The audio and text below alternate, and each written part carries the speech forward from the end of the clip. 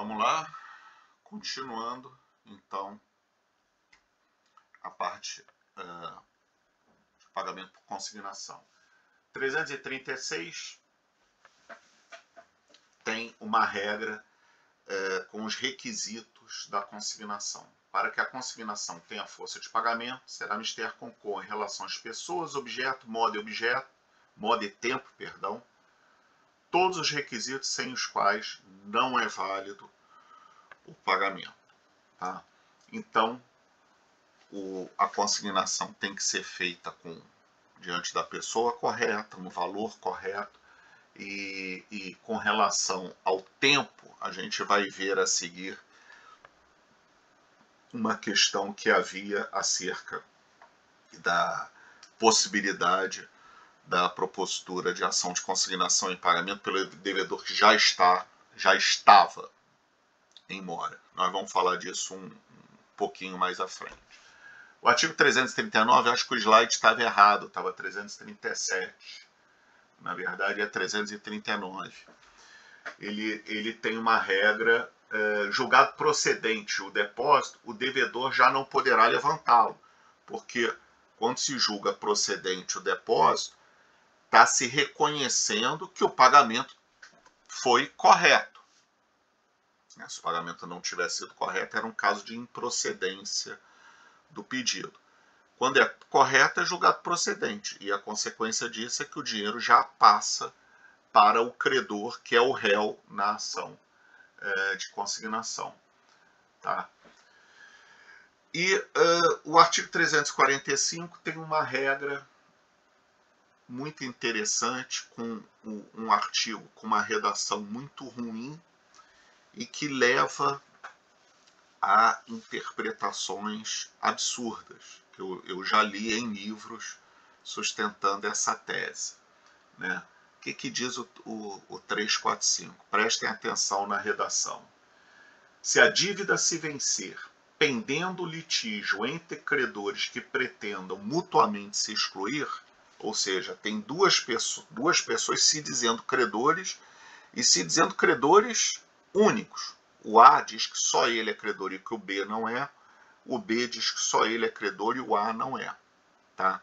Imagina aquela situação do casal que era credor, se separou e há uma confusão na partilha e não se sabe se o crédito é um direito a receber, isso tem que ser objeto de partilha, se o crédito ficou para A ou B. Os dois estão litigando, se dizendo credores únicos. E neste meio dessa confusão, a dívida vence. O que o devedor faz? Né? A gente já viu.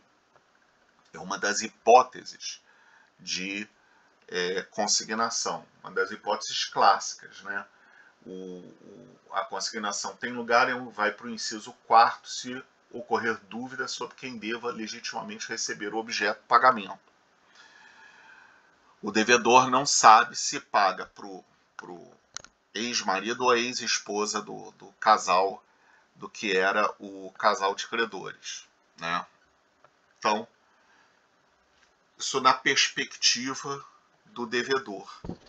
Né? Mas aqui o 345 diz: se a dívida se vencer pendendo litígio entre credores que se pretendam mutuamente excluir, poderá qualquer deles requerer a consignação. Quando ele fala poderá qualquer deles, dos credores, que estão pretendendo excluir o outro. Quando o código fala em qualquer deles requerer a consignação, eu já vi gente dizendo que isso é uma hipótese de consignação, de pagamento por consignação pelo credor, tá? O que não faz o menor sentido. Porque, vejam, pagamento por consignação é uma modalidade de extinção das obrigações, é uma modalidade de pagamento, né? Não é estritamente a forma como foi pactuada, mas será feito em juízo.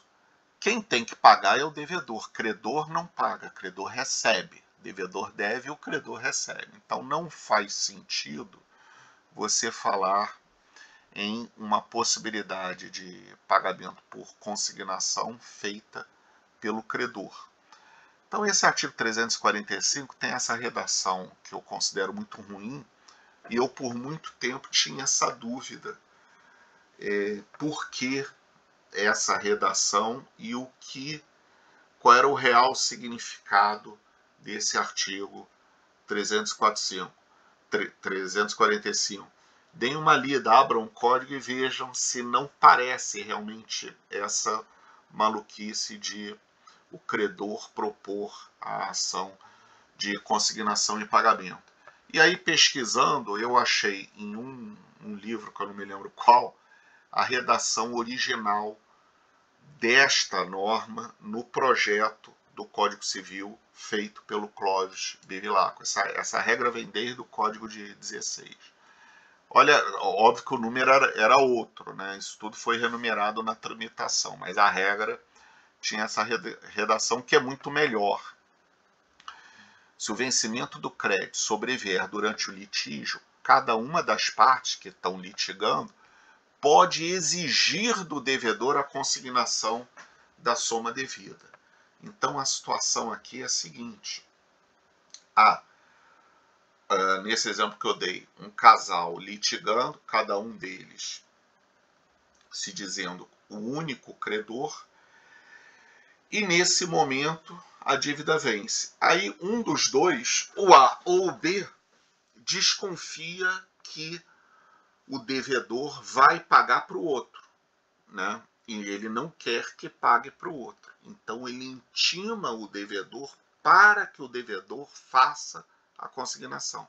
Estão entendendo? Ele dá ciência, fala, ó, eu sou A, estou brigando com B a respeito do crédito do qual você é devedor, estou lhe dando ciência do litígio para, com base no 345, para que você faça a consignação. É a melhor solução para o devedor neste momento, é propor a ação de consignação. Vejam bem, o A e o B estão litigando, beleza. O devedor, hipótese clássica de consignação, mas o devedor chega e fala, não, eu tenho certeza que o crédito ficará com A e vou pagar para A. Se ele paga para A e no final das contas, no litígio de A com B, chega-se à conclusão que o crédito era de A, beleza, ele pagou certo, tá pago. Se ele paga a B, ou se ele paga A e depois o litígio é vencido por B, ele pagou mal. Então, esse tipo de situação é uma hipótese clássica de esse litígio entre credores, é uma hipótese clássica de consignação pelo devedor. Evidentemente, quem faz a consignação é o devedor. E o que o 345 quer dizer é que o credor pode compelir o devedor a fazer o que o devedor já deveria fazer por conta própria. Tranquilo?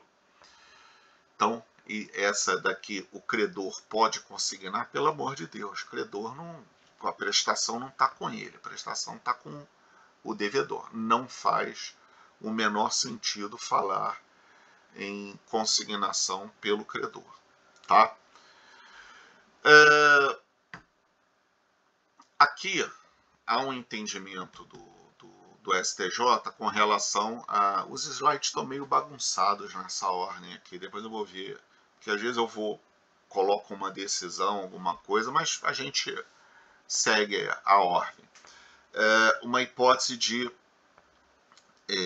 consignação de valor insuficiente. Aquela hipótese do 1.200, a dívida era 1.200, o devedor consignou 1.000. É caso de improcedência da ação consignatória. A gente vai ver depois que há uma certa polêmica com relação a isso. Antes disso, eu queria falar da polêmica que também já está superada do tempo do pagamento. Havia uma jurisprudência que eu utilizei muito, por muito tempo, eu gostava muito dela, porque ela me era favorável, né, na advocacia que eu fazia, que dizia que o devedor em mora não pode consignar. Se ele já está em atraso, não pode consignar. E qual era o fundamento deste entendimento? Estava no artigo 336. Aquele que eu acabei de ver que tem os requisitos da consignação. Para que a consignação tenha força de pagamento, será mister concon em relação às pessoas, objeto, modo e tempo, todos os requisitos sem os quais não é válido o pagamento. Então, o STJ entendia, se o devedor já está em mora, não pode consignar. Tá? Isso foi superado, infelizmente para mim. O entendimento hoje é mais condescendente com o devedor em mora. Mora, repetindo 500 vezes, isso vocês têm que decorar. Mora, atraso culposo. Tá? Esse artigo, esse acórdão aqui, ele fala, ó, vejam, eu fiz uma lambança aqui. Espera aí. Ó.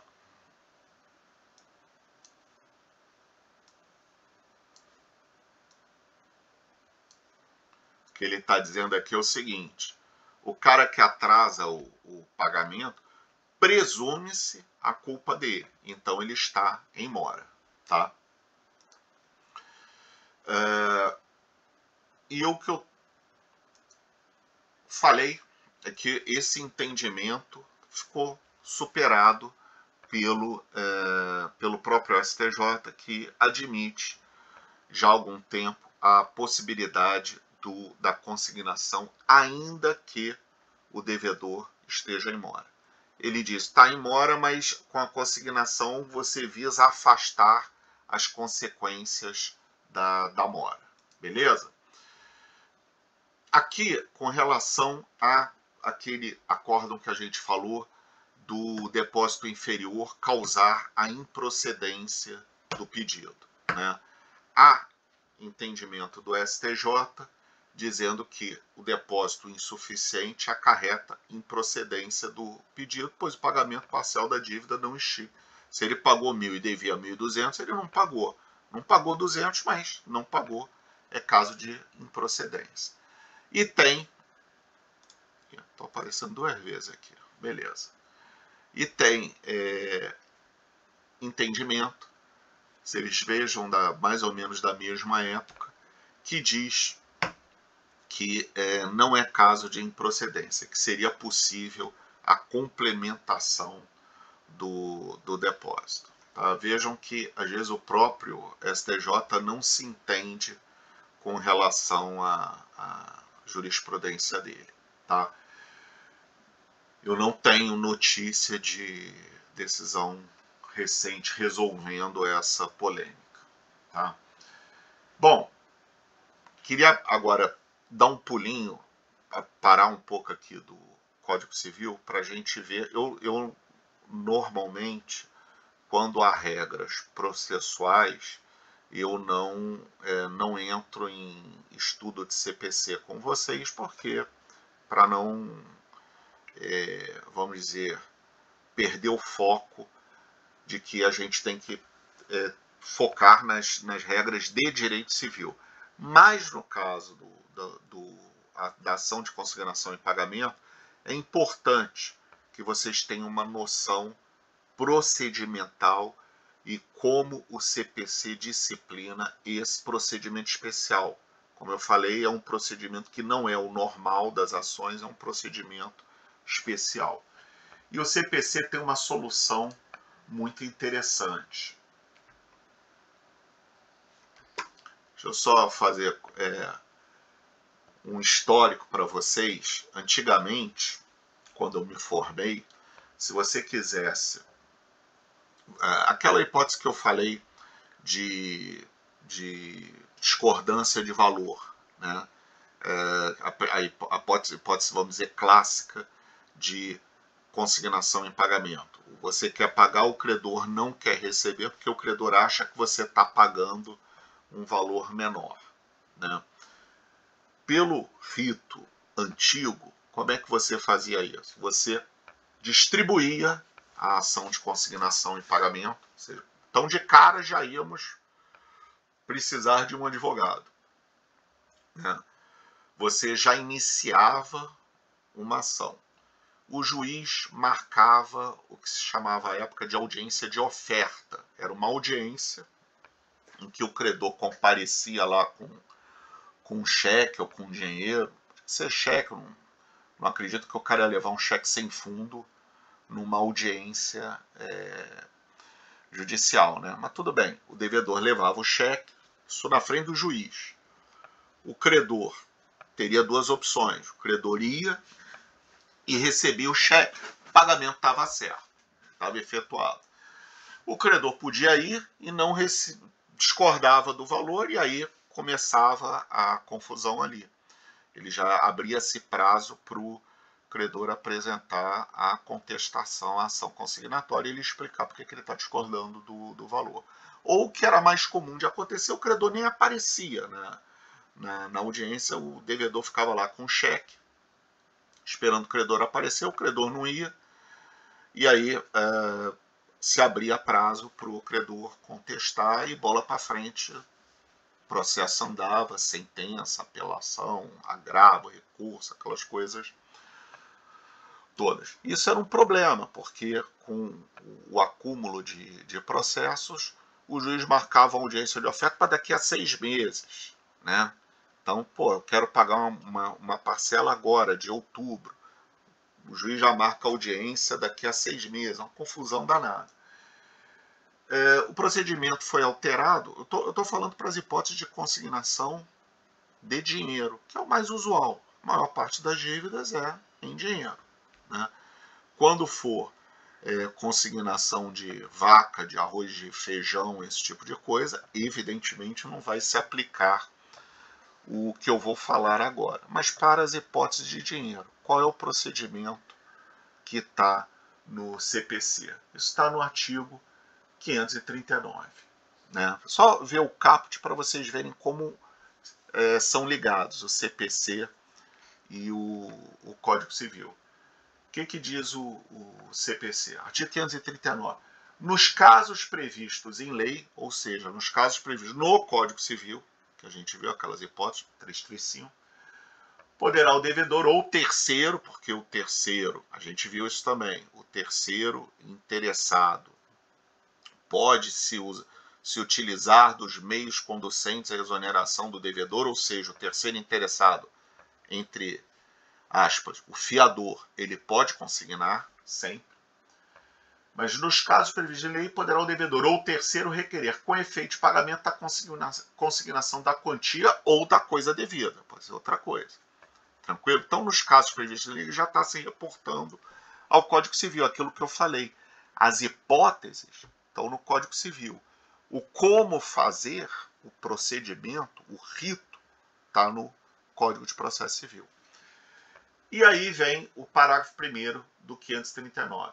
Tratando-se de obrigação em dinheiro, poderá o valor ser depositado em estabelecimento bancário oficial onde houver situado no lugar do pagamento, cientificando-se o credor por carta com aviso de recebimento assinado prazo de 10 dias para a manifestação de recusa. Passado o prazo de 10 dias, a gente vai para o parágrafo 2º, sem a manifestação da recusa, ou seja, tem que recusar expressamente. Se ele não recusar, considerar-se-á o devedor liberado da obrigação. Ocorrendo a recusa manifestada por escrito ao banco, poderá ser proposta dentro de um mês a ação de consignação, instruindo a inicial com a prova depois da recusa. Vamos destrinchar isso. Então, em vez daquela malcenada audiência de oferta que eu falei, hoje, se você quiser fazer um pagamento por consignação de dinheiro, a fase inicial não é judicial. Você vai no Banco do Brasil,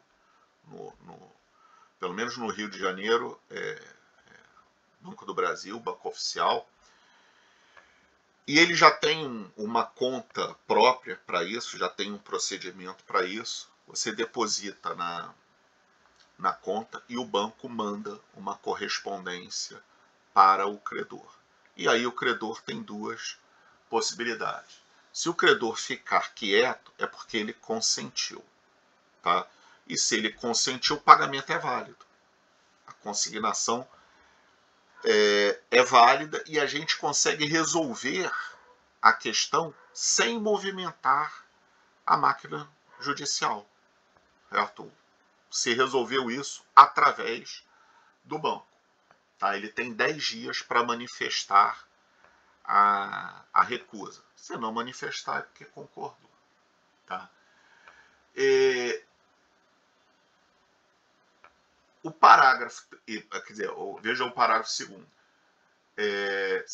Contado, decorrido o prazo de 10 dias, sem a manifestação de recusa, considerar-se ao devedor liberado, ficando à disposição do credor a quantia depositada. O credor concordou tacitamente, ele vai lá e recebe a quantia. E se ele recusar, a gente vai para o parágrafo terceiro. Ocorrendo a recusa, manifesta por escrito ao estabelecimento bancário, ou seja, o credor que acha que a dívida não era 1.000, era 1.200, ele responde ao banco dizendo que ele recusa porque o valor depositado pelo devedor é insuficiente. Aí o devedor pega essa documentação, o comprovante do depósito, o comprovante da recusa, e tem um mês para propor a ação de consignação. Aí realmente a solução para o devedor é contratar um advogado e ir em juízo, tá? Mas vejam, essa fase preliminar que se faz no banco é uma baita economia de energia, né? Eu queria tirar isso daqui. Eu não vou conseguir tirar a minha cara aqui, não. Peraí.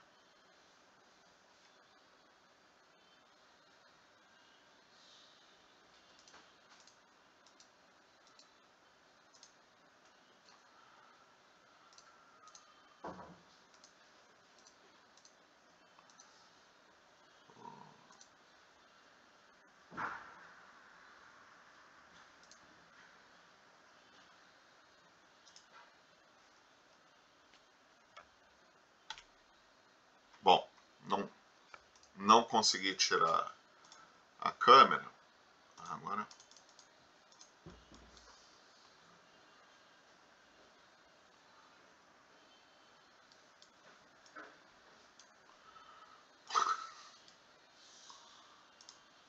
agora foi. Desculpa.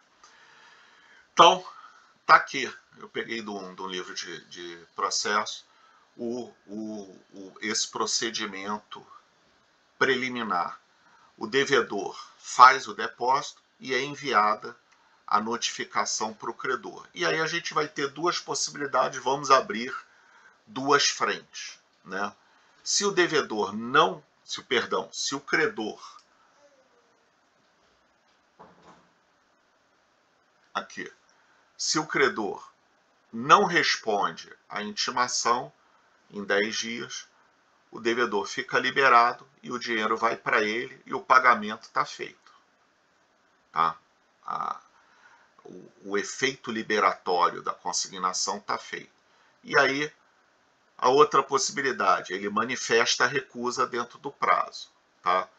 Aí o devedor, que é o autor, que será o possível autor, né, quem fez o depósito, o devedor que fez o depósito no banco, ele vai ter duas opções.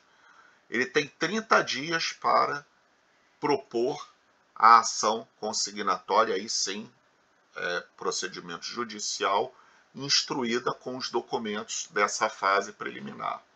Ou não promove a ação, o dinheiro volta para ele, não se produziu efeito nenhum disso e provavelmente o credor tomará as medidas judiciais, propor uma ação de cobrança, um processo de execução, alguma coisa assim. Beleza? Então, da parte parte processual, isso é o que mais nos interessa. Não quero entrar mais em discussão processual para vocês não perderem o foco das regras do Código Civil. Vamos ficar por aqui. No próximo vídeo, vamos para pagamento com subrogação, outra modalidade de extinção das obrigações. Valeu!